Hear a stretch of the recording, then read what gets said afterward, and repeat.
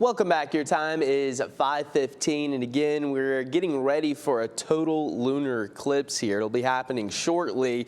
Again, this all happens when the moon passes into the shadow of the Earth. Again, it aligns perfectly with the sun, Earth, and of course you have the moon. This is called the blood moon or the worm moon because it is March's full moon.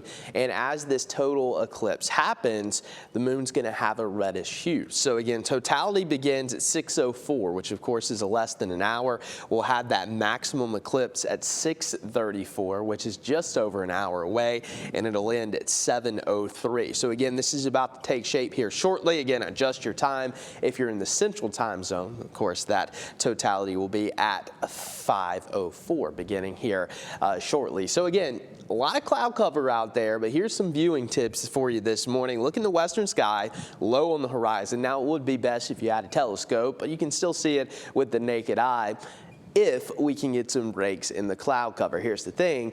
It's very cloudy outside. So again, still check it out because it is a neat little event that doesn't happen that often.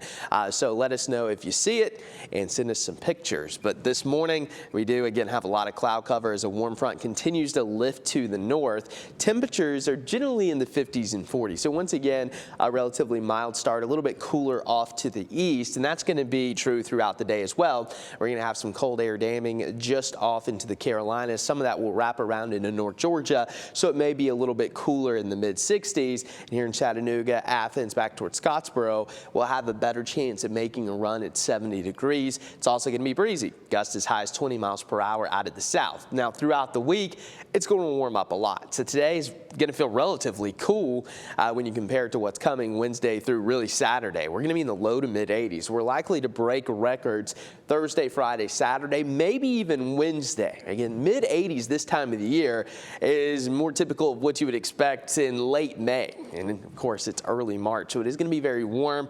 And this is a pattern that's going to be relatively persistent here across the eastern half of the country. Now, I am seeing signs that the middle of the month could turn off a little cooler, but at least the next week, week and a half, maybe even 2 weeks, going to be quite warm here across the Tennessee Valley. Plus, we're going to throw in some rain chances as we head into the weekend, which of course we need. But it looks like Friday evening we could have a few showers. I think a better chance will happen Saturday. Not going to be an all weekend washout, but we're going to have surges of rain as an active pattern tries to set back up. That'll continue into Sunday. So you'll definitely want to have the Local 3 weather app on hand and make sure you're checking the radar, especially if you have outdoor plans here the first full weekend of March. But here's a look at what's coming this week. Again, record warm. Been talking about it since yesterday, and that's going to be something that many of you may enjoy. Again, it's going to be in the mid-80s, very warm.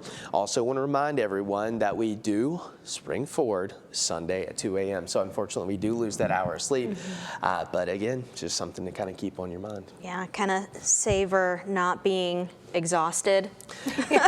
You know, because I struggle with it. You can definitely feel the hour, but Yes. I'm sure that people are going to be happy to get that extra hour of sunlight out there. Yeah. Plus, you get to enjoy the warmth. I mean, it's going to be in the Exactly. 80s. Come on now. Yes. Can't complain about that. All right. Thank you, Clay.